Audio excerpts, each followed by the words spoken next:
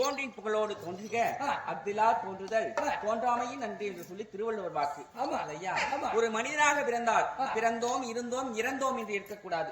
இல்லையா? பிறந்தவர் பிறந்ததற்கான ஒரு வெற்றியை காண வேண்டும். வாழ்ந்ததற்கான சரித்திரத்தை படைக்க வேண்டும். இல்லையா? இப்படி அவனை சாதிக்கலாம். ஆமா. இந்த உலகத்திலே பிறந்திருக்கக்கூடிய அனைத்து மனிதர்களும் ஒவ்வொரு கலைஞர்கள் தான். கண்டிப்பா ஒவ்வொரு விதத்தில் ஒவ்வொரு திறமைசாலிகள். இல்லையா?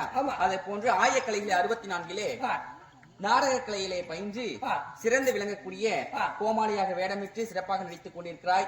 உன்னுடைய புகழ் வாழ்க, எண்ணம் போல் என்றென்றும் சிறப்பாக சீர்பெற்று வாழ்க என்று சொல்லி எல்லா வேலை இறைவியை வேண்டுகிறேனப்பா. சரிம்மா. இருந்தாலும் தெய்வீக சிவ சபையை நாடி ஒரு அடியாளாகி தோற்றமாகி வந்திருக்கக்கூடிய தருணம். யாரம்மா? எதற்காக வந்திருக்கிறாய்? பெயர் என்ன? விலாசம் என்ன? சொல்லணும் இல்லையா? கண்டிப்பா சொல்லுங்க. எல்லாம் தூங்கி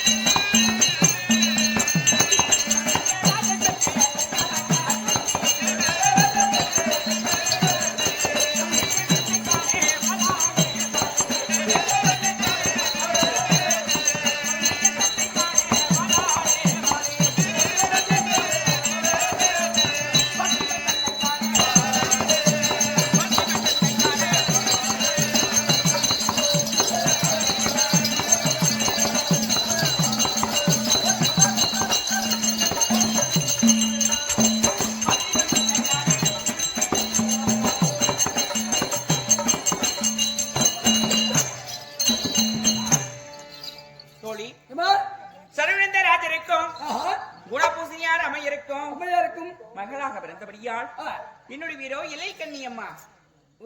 7 கண்ணுக்குதாம்மா? அப்படி இல்லம்மா, எலிக்கண்ணி. எழில் என்றால் தூய தமிழில் பொருள் என்ன தெரியுமா? என்ன? எழில் என்றால் அழகு. எலினா எங்கன்னா பொந்துருக்குது, அந்த எலின்னு நினைச்சுட்டு போறாங்க. உங்களுக்கு தமிழ் தெரியாது, எல்லாம் கன்னடா கலக்குறாங்க.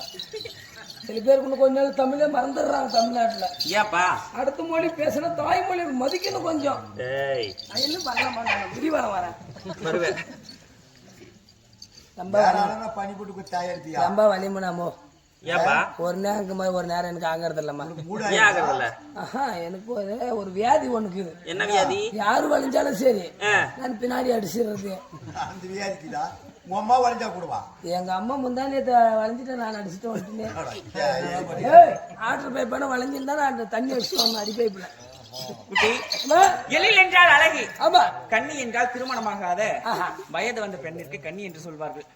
கன்னி கல்லியா? இல்லப்பா, பெண்களுக்கோ 7 பருவம். சரி. பேதை, பெதுமை, மங்கை, மடந்தை, அறிவை, தெரிவை, பேரிளம் என்று சொல்லக்கூடிய 7 பருவங்கள் அப்பா. நான் பிறந்ததோ 10 அழகுடனே பிறந்தேன். ஆமா ஆமா. இல்லையா? என்னடா அழகு பார்த்து பொம்பளைங்க கூட இப்படி அழகுறதுல சாமி. ஆமாப்பா, 10 அழகுடனே பிறந்த காரணத்தினால் என்னுடைய தாய் தந்தையர் எனக்கு என்ன பேர் வச்சாங்க தெரியுமா? எழில் கண்ணி என்று பெயர் வைத்தார்கள். அந்த எழில் கண்ணி என்று சொல்லக்கூடிய பெயராகப்பட்டது நாளடைவில் பெயராகப்பட்டது மருவி ஏலக்கண்ணி என்று அழைக்கின்றார்கள். ஓஹோ, இல்லையா? சரிம்மா. அப்படி பெண்களுக்கோ 7 பருவம் என்று சொல்லியிருக்கேன் இல்லையா? பெதுமை பருவம், அதாவது என்னுடைய 7 வயசுல எனக்கு ஒரு சந்தேகம். என்னம்மா சந்தேகம் வந்தா குடும்பம் நிக்கிறதுல?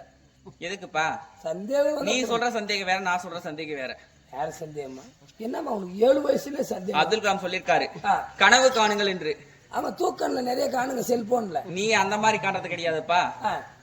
நம்ம வாழ்க்கையில் எப்படியெல்லாம் முன்னேற வேண்டும், கண்டிப்பா எதை சாதிக்க வேண்டும், ஆமா ஒரு லட்சியத்தை குறிக்கோளாக வைத்து கனவு காணணும். ஆமா, இந்த லட்சியத்தை இந்த இலக்கை நான் அடைய வேண்டும் என்று சொல்லி அந்த இலக்கை அடைவதற்காக பாடுபட வேண்டும், நன்றாக படிக்க வேண்டும். சூர்யா பையனை கூட படினாங்க, அந்த பொன்னியாசுவர் பையனை புடிச்சுக்கணும். இப்போ வந்துருக்கான். அது நீ அவனாடா? அவன் சிவனியன்னு உட்காந்துருக்கான். அவனும் சில வைக்கிறான் சீக்கிரம்.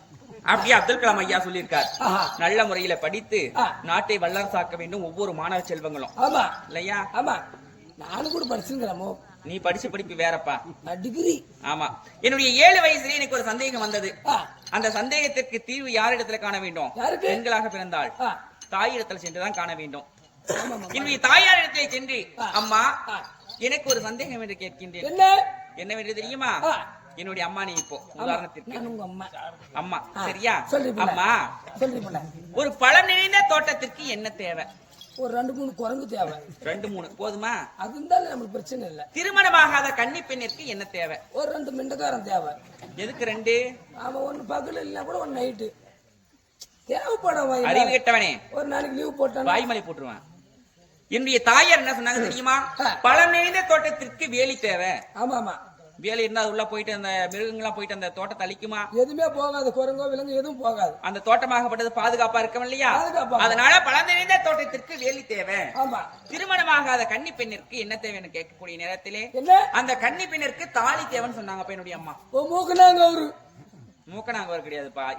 தாலி பந்தத்தை வந்து என்னைக்குமே கேவலம் பேசக்கூடாது. என்னைக்கு ஆம்பளைங்க அது நீ இப்படி பேசாம பொண்டாடி தொடத்திலே அடிக்கிற கிட்ட சேர்த்துறதுல கிட்ட சேர்த்துற தூக்கம் தெரியாது. அவங்க வீட்டுக்காரினா என்ன அடி? அவங்க வீட்டுக்காரி எங்க வீட்டுக்காரி அப்படி அவங்க வீட்டுக்காரி எங்க வீட்டுக்காரி இருக்கட்டும், நல்லதுதான், நல்ல விஷயம் தான்பா.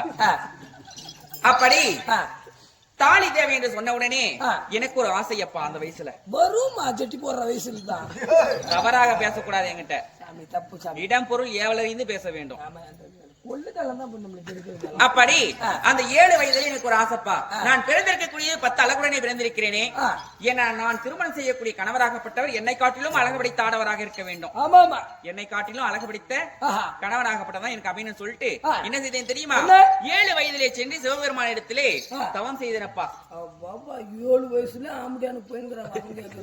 சிவபெருமானுக்கு போய் தவம் செய்யக்கூடிய நேரத்திலே சிவபெருமானாகப்பட்டவருடைய தவத்திற்கு இசைந்து எனக்கோ வரமதை கொடுத்தார். பின்னே நீ நினைத்தவாறே உன்னை காட்டிலும் அழகு படைத்த ஆடவரை நீ மணப்பாய் என்று சொல்லி அனுப்பக்கூடிய நேரத்திலே மறுபடியும் ஒரு சந்தேகம். அதாவது பொம்பளைங்க கேள்வி கேட்காத குடும்பம் உருப்படாத ஒரு சரித்திரமே கிடையாது. யார வேணா கேட்டுப்பாரு. அவங்க அடி அடிக்க நோய் நோயின்னு கிடையாது. அதுக்கு ஆம்பளை கம்மு கேள்வி நீ அப்படின்னு. ஆமா, பொம்பளைங்க கேள்வி கேட்காத குடும்பம் நாசமா தான் போகும். நீ கூட கேக்குறியாக்க மாமனே தொடத்துல போறாங்கதான் மாமன் ஒழுங்காக்குற அப்படி அப்படி மறுபடியும் சந்தேகம் என்ன தெரியுமா? உலகத்திலேயே எத்தனையோ ஆடவர்கள் இருக்கிறார்கள். இந்த ஆடவர்களிலே எனக்கேற்ற கணவர் யார்? நான் எப்படி தேர்ந்தெடுப்பது, எப்படி அவரை அடையாளம் காண்பது என்று சொல்லி மறுபடியும் ஈஸ்வரன் இடத்துல கேட்கக்கூடிய நேரத்தில் இறைவனாகப்பட்ட ஒரு ஆக்கிய படைத்து சொன்னாரப்பா. எப்படி தெரியுமா? அழகாக எழில் சூழ்ந்து காணப்படக்கூடிய உடைய வளமாகப்பட்டது 7வது மனம் இன்று முதல் இருள் சூழ்ந்து காணப்படட்டும். அதுக்குதான் இருட்டாக்குது, யாரும் இல்லப்பா அப்படி சொன்ன உடனே சுவாமி இதற்கு விமோசனம் என்னவென்று கேட்கக்கூடிய நேரம், உன்னை திருமணம் செய்யக்கூடிய கணவராகப்பட்டவர் ஒரு நாள் என்னை தேடி வருவார். வரக்கூடிய நேரத்திலே உன்னுடைய வனத்தின் வழியாக பாதத்தை வைப்பார். பாதத்தை வைத்த உடனே இந்த வனமாகப்பட்டது ஜெகஜோதியாக மறுபடியும் எப்படி இருந்ததோ அதை போன்று ஒளி வீசும் என்று சொன்னார் அப்பா. அதனால் என்னுடைய மனமாகப்பட்டது எப்படி இருந்தது தெரியுமா? அடி குறையாதி தீட்ட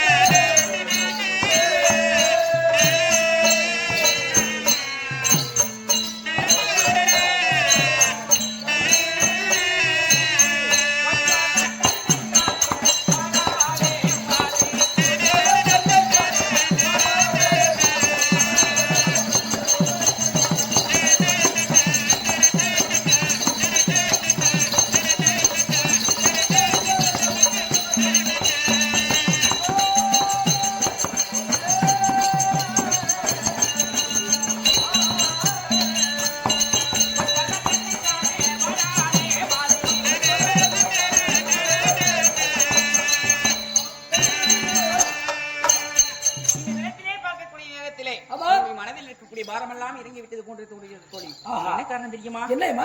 தோழி அங்க பாருடி. எங்க அந்த பக்கம் பாருடி. எங்க மேல பாரு. அங்க பாக்குறது இல்லம்மா, எங்க கை காட்டுமா பாருமா. அப்படி இந்த நேரத்திலே பார்க்கக்கூடிய நேரத்தில் அம்மா காய்க்காத மரமெல்லாம் காய்த்திருக்கிறது, பூக்காத மரமெல்லாம் பூத்திருக்கிறது. இருள் சூழ்ந்த காணப்பட்ட வனமாகப்பட்டது ஜெகஜோதியாக ஒளி வீசுகிறது. பசுவாகப்பட்டது காலை கன்று இருக்கிறது. நல்ல சகுனம். அவர் வந்து விட்டால் போன்று தோன்றுகிறது. சென்று பார்க்கலாமா? எதிர்பார்த்து